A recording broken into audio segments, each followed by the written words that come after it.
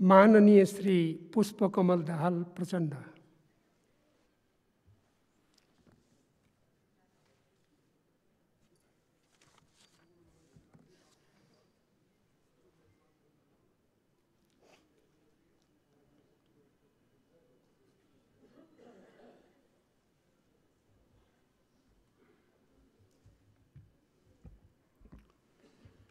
सम्मान्य सभामुख महोदय, सबभन्दा पहिला त म पनि सुदूरपश्चिममा आसाम लगायतका जिल्लामा बाढी पहिरोका कारण निकै ठुलो धनजनको क्षति हुन गएको कुरा आएको छ।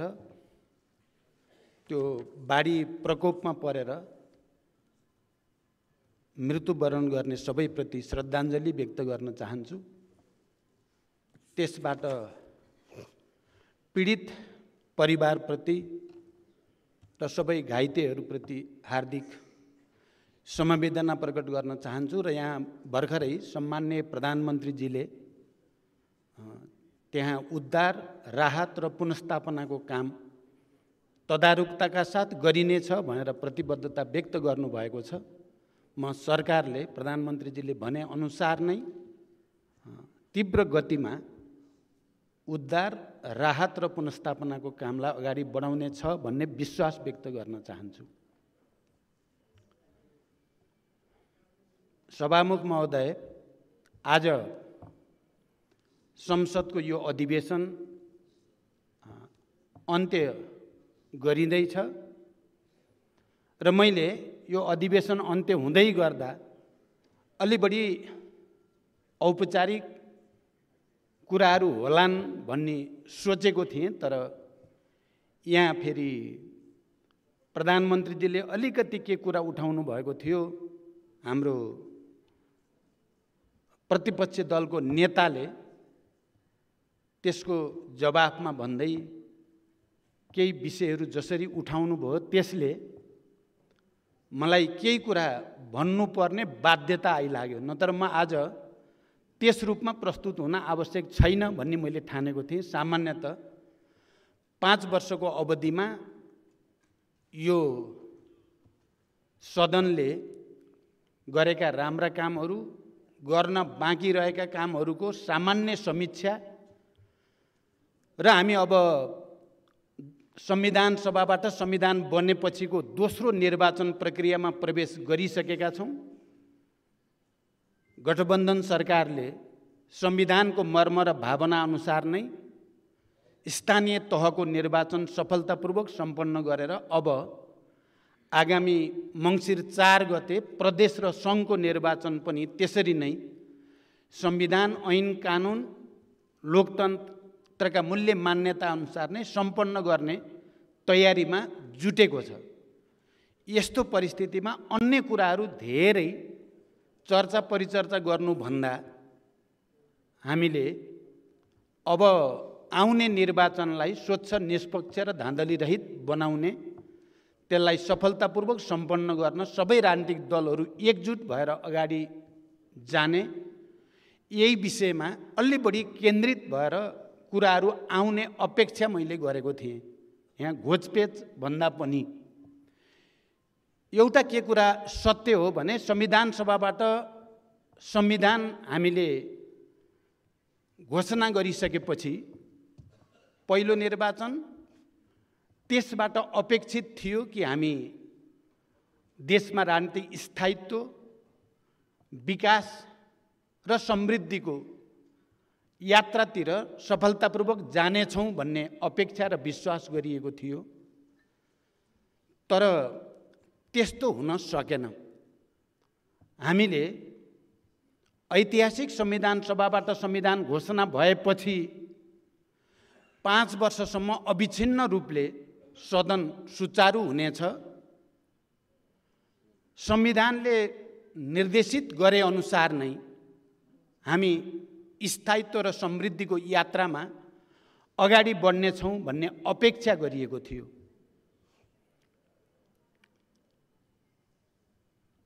तर त्यो अपेक्षा नेपाली जनताको पनि थियो, यो सदनको पनि थियो, हामी सबैको पनि थियो। तर दुर्भाग्य त्यस्तो हुन सकेन। 3 वर्ष पुग्दा नपुग्दै संविधानको मर्म र भावना अनुसार सरकार अगाडि जान सकेन। मलाई अलिकति अनौठो पनि अलिअलि आश्चर्य पनि लाग्यो। अहिले प्रमुख प्रतिपक्ष दलको नेताले प्रतिगमनको व्याख्या गर्नुभयो, लोकतन्त्रको व्याख्या गर्नुभयो। यो के, जसले जे भने पनि हुने रहेछ कि क्या हो भने जस्तो पनि लाग्यो मलाई। संविधानमा हुँदै नभएको अधिकार सदनभित्रबाट अर्को सरकार बन्ने सम्भावना भएसम्म सदन विघटन गर्न पाइँदैन भनेर हामी सबैले सचेत रूपले संविधानमा व्यवस्था गरेको होइन।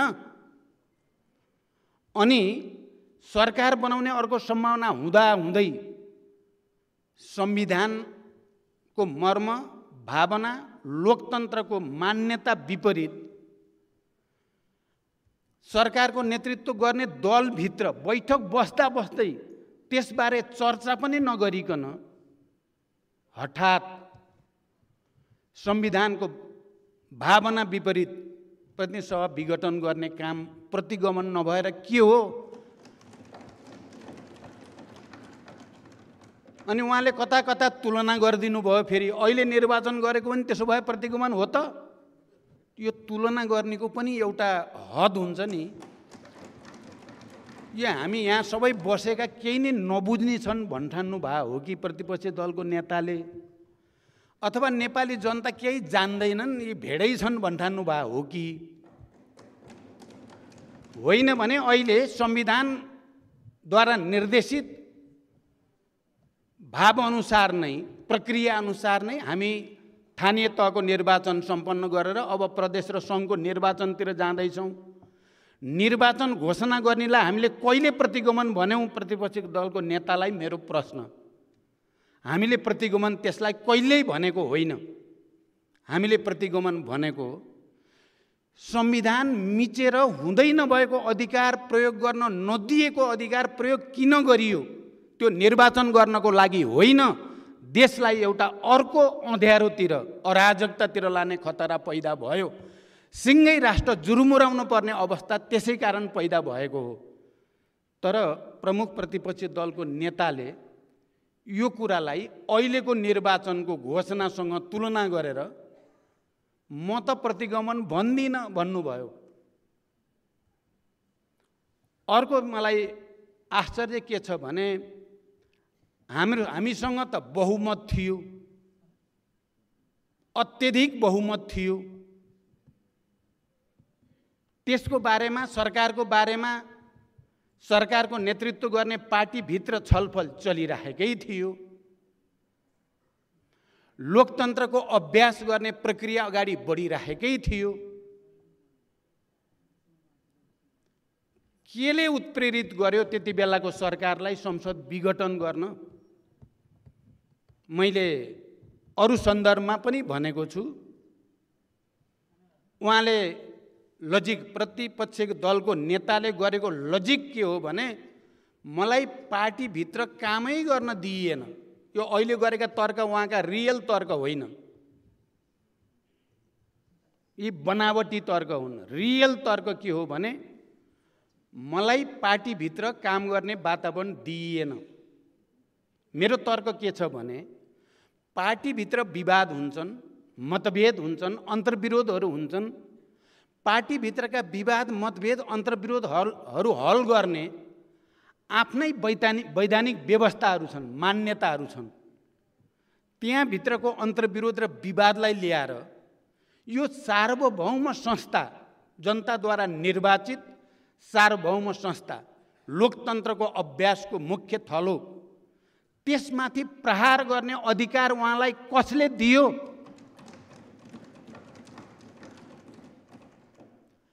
अर्को कुरा, यो परमादेश र आदेशका कुरा छन्।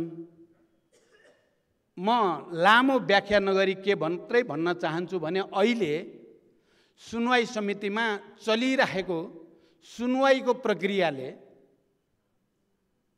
चाहिँ के कुरा प्रष्ट भएको छ भने त्यो प्रक्रियामा जे जति कुरा आइराखेका छन्। त्यो कुराले के प्रष्ट भएको छ भने यो गठबन्धनको सरकार एकातिर जनताको भावना अनुसार, जनताको पहल अनुसार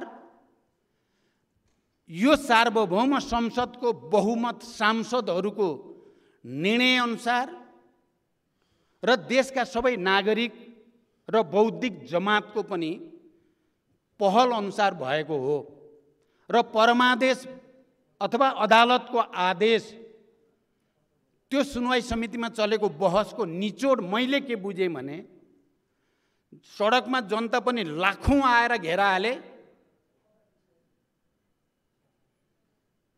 पूर्व प्रधान न्यायाधीशदेखि बुद्धिजीवी नागरिक आन्दोलन सबैले पनि दबाब दिए अनि पार्लियामेन्ट भित्रको बहुमतले पनि यो स्वीकार्य छैन भनेपछि र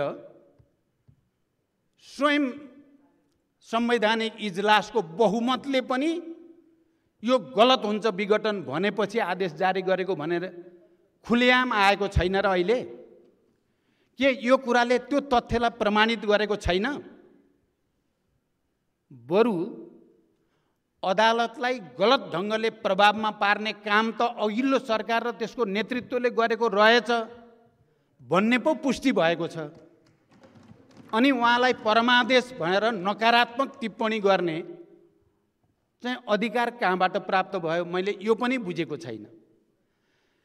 त्यसकारण देशलाई एउटा ठुलो संवैधानिक दुर्घटनाबाट बचाउनको निम्ति हामीले संविधान, लोकतन्त्र र राष्ट्रको पनि रक्षा गर्ने उद्देश्यको साथ उहाँले चालेका त्यति बेलाको सरकार र त्यति बेलाको प्रधानमन्त्रीले चालेका असंवैधानिक कदमलाई करेक्सन गर्ने उद्देश्यका साथ यो गठबन्धन बनेको र गठबन्धनपछि एकातिर देशमा कोभिड-19 का कारण जो वातावरण थियो, भ्याक्सिनको व्यवस्था गर्नेदेखि त्यसको उपचार, नियन्त्रण र त्यसको लागि तयारी गर्ने काममा, अन्य आवश्यक विधेयकहरू निर्माण गर्ने कुरामा र अनि निर्वाचन प्रक्रियालाई अगाडि बढाउने कुरामा नै यो केन्द्रित रह्यो र यसले मूलभूत रूपमा सफलता प्राप्त गरेको छ। यो कुरा आम नेपाली जनताले थाहा पाइसकेका छन्। हाम्रो प्रतिपक्षी दलको नेताले भन्नुभयो 4 गते थाहा हुन्छ को के रहेछ भन्ने कुरा। म विनम्रतापूर्वक उहाँलाई स्मरण गराउन चाहन्छु, राष्ट्रिय सभाको निर्वाचनले सन्देश दिएको होइन र अनि बारको चुनावले सन्देश दिएको होइन र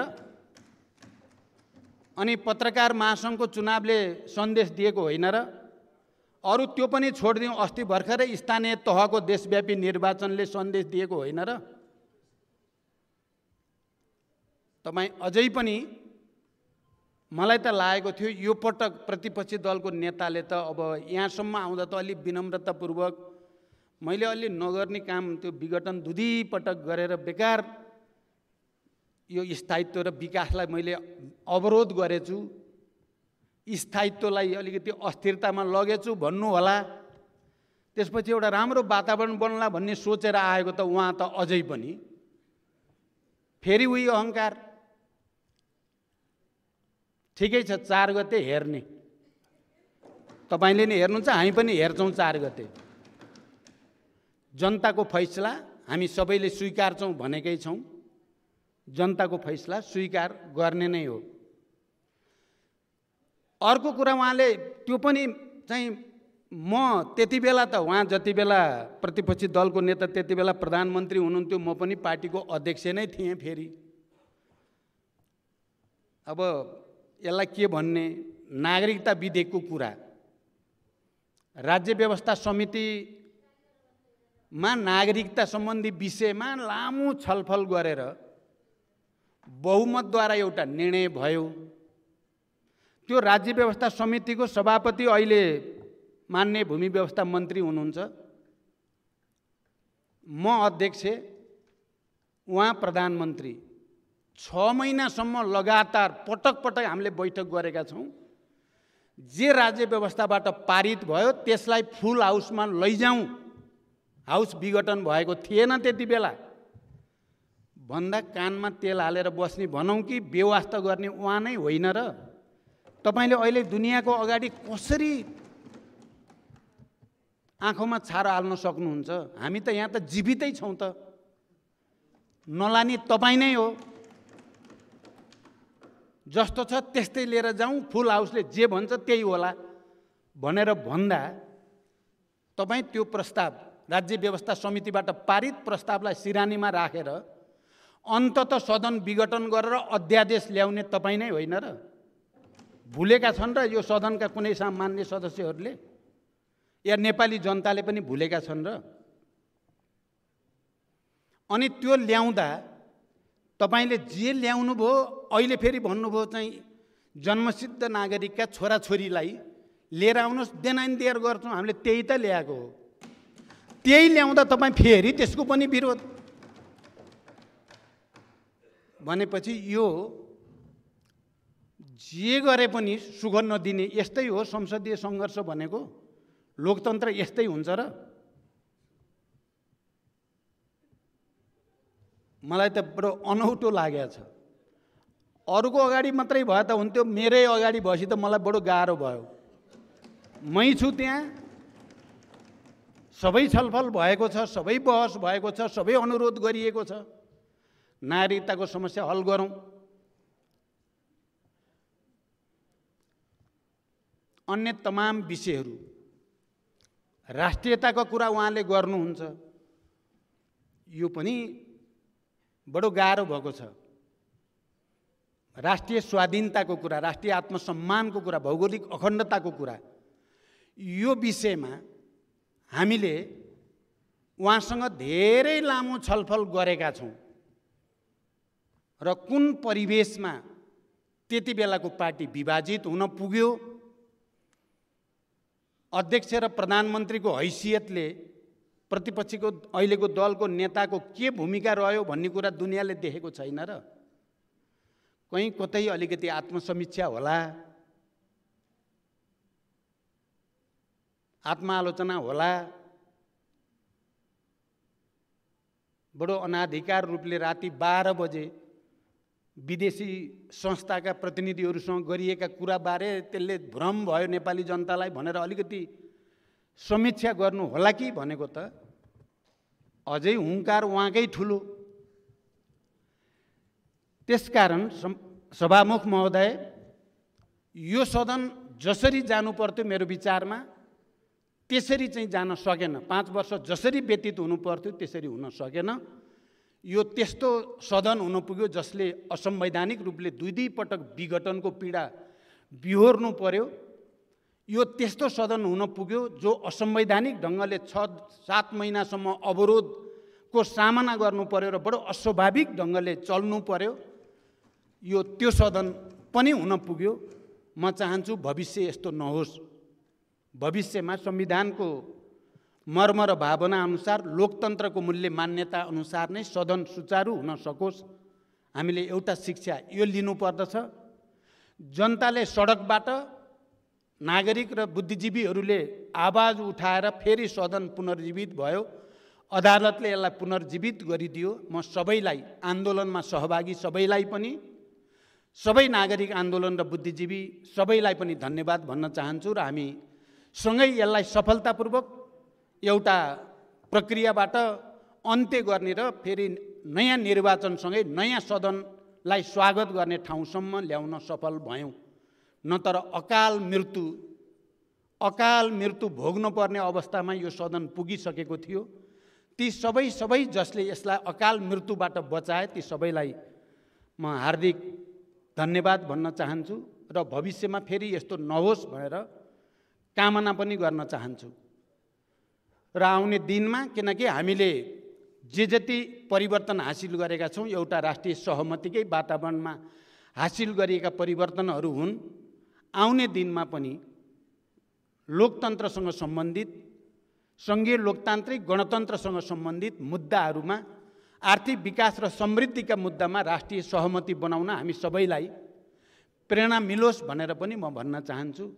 यहाँ सदनको कार्यकाल र अवधिको पनि चर्चा चलिराखेको छ। मेरो विचारमा सदनको कार्यकाल कति हुने भन्ने कुरा संविधान निर्देशित गरेको मर्मअनुसार र स्वयं यो सदनले निर्णय गर्ने कुरा हो। यो कुनै आयोगले या अरू कसैले गरेर हुने कुरा होइन। स्वयं सदन र संविधानको मर्मअनुसार त्यसको निर्णय हुने कुरा हो। जे भए पनि हामी अब एउटा नयाँ निर्वाचनतिर अगाडि बढिसकेका छौँ, नयाँ सदनलाई स्वागत गर्ने प्रक्रियातिर अगाडि बढिसकेका छौँ र हामी त्यो प्रक्रियालाई सफलतापूर्वक सम्पन्न गरेर नयाँ सदनमा हामी अघि प्रतिपक्षी दलको नेताले भने जस्तै सबै भेट हुन्छौँ कि हुँदैनौँ, तर सदन त कन्टिन्यू भइरहेको छ। लोकतन्त्र चाहिँ अब कसैले हराएर लोकतन्त्र हार्ने छैन, नेपाली जनता हार्ने छैनन्। यति भन्दै सभामुख महोदय, अब हाम्रो देशमा ठुल्ठुला चाडपर्व आउँदैछन्, दसैँ तिहार छठ लगायतका, लोसार, यी सबै हाम्रो जातीय विविधता सांस्कृतिक विविधता अनुसारका पर्वहरू चाहिँ को श्रृङ्खला आउँदैछ। म त्यो सन्दर्भमा आम नेपाली दिदीबहिनी दाजुभाइहरूप्रति, सबै राजनीतिक दलहरूप्रति, सबै माननीय सदस्यहरूप्रति, देशभित्र बाहिर रहेका सबै नेपालीहरूप्रति हार्दिक बधाई र शुभकामना भन्दै बिदा हुन्छु। धन्यवाद।